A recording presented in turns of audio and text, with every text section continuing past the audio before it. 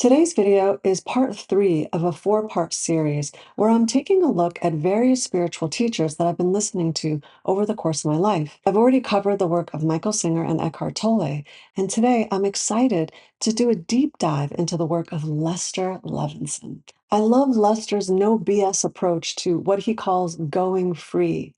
He says that anybody should be able to go free in a matter of 3 months or less. Let's look at why Lester's work is so to the point, is so direct. It packs such a punch into understanding the steps that we need to take in order to liberate ourselves. But before I begin, if at any point you find that this video is helpful, then please like and subscribe so more people have access to this information.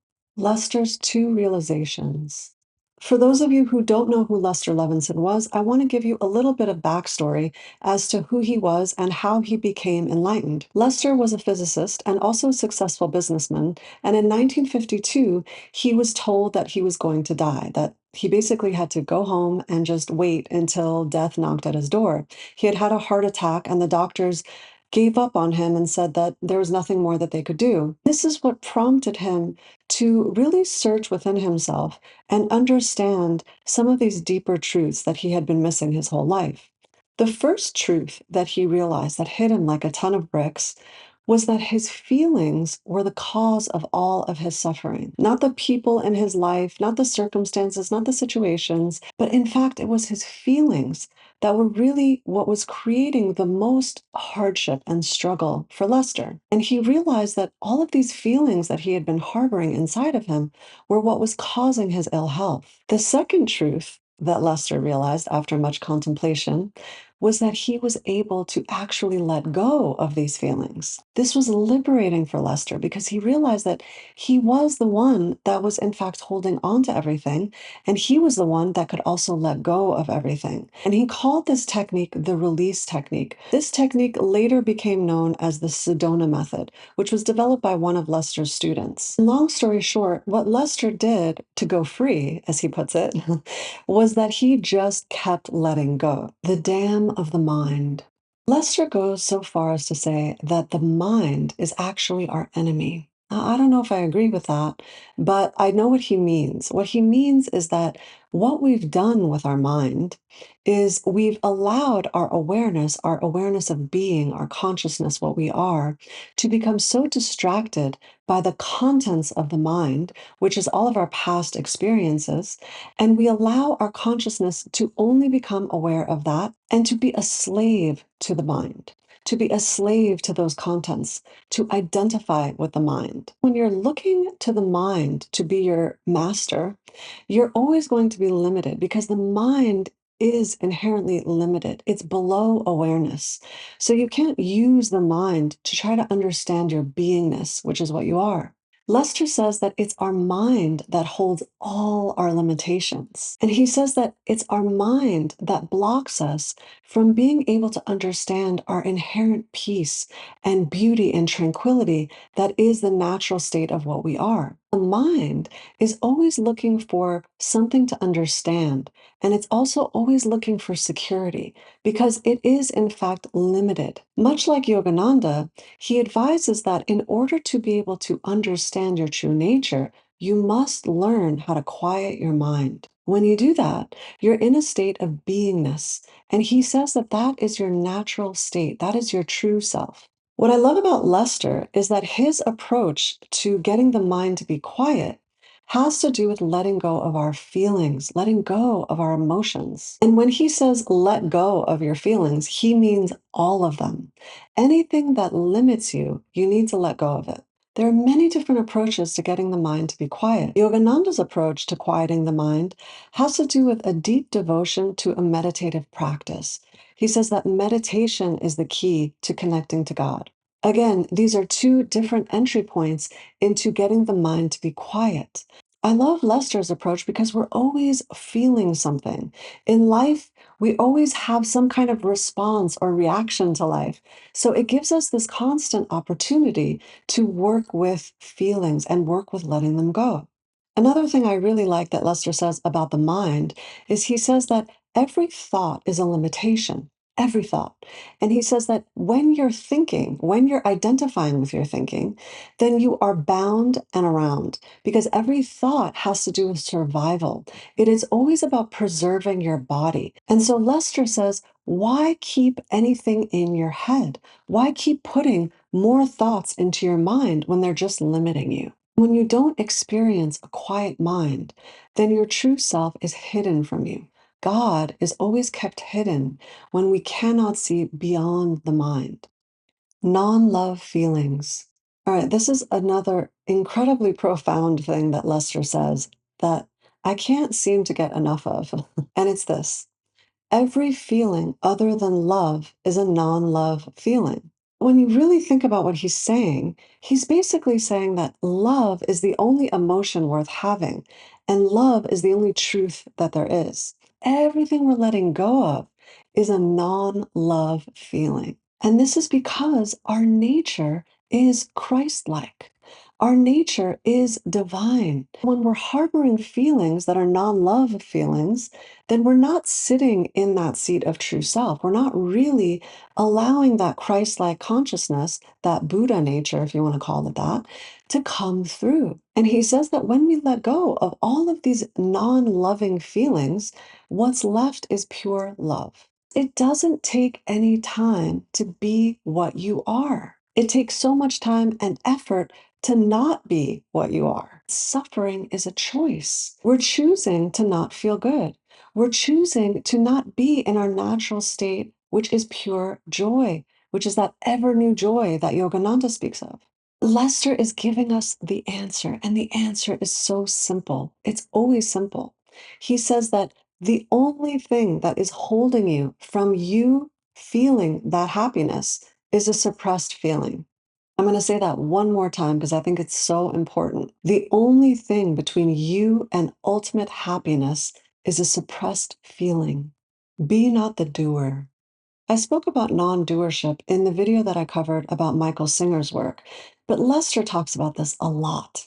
He is constantly saying, be not the doer. And the word that he uses in tandem with non-doership is effortlessness. He says that if you're efforting, then you're doing. When you're being the doer, you are always in a state of resistance to something. You're always fighting against what is, and you're trying to make something happen. When you're in the state of not being the doer, then you are living an effortless life. There's a higher intelligence that's actually making all of this happen. He makes a distinction here, and he says that it's not about not doing things in the world. It's not about not working and escaping and isolating yourself. Because he says that when you isolate, you actually escape. You escape from releasing all of these feelings. So non-doership is not about no action. It's just about realizing that there's a greater intelligence that's making everything happen. Lester quotes Ramana Maharshi in this instance about non-doership, which is this: work is no hindrance to realization. It is the sense of wrong identification that is the source of all your trouble. Get rid of the false identification, the idea that you are the doer. Another way of saying this is, do not identify with your ego, because the ego is always doing. The ego is never in a state of being. So if what you're doing is not effortless, then it's ego motivation. I love the analogy that Lester uses when he talks about be not the doer. And it's the analogy that a lot of different swamis and people that I've listened to over the years have used, but it's such a good one. And it's this idea that what you are is a movie screen. And what the world is the projection that's being put onto the screen. And what we do as awareness, as beingness, is that we get caught up with watching the movie so much that we identify with the characters that are actually on the screen. But we're the consciousness that's containing all of the projection of life.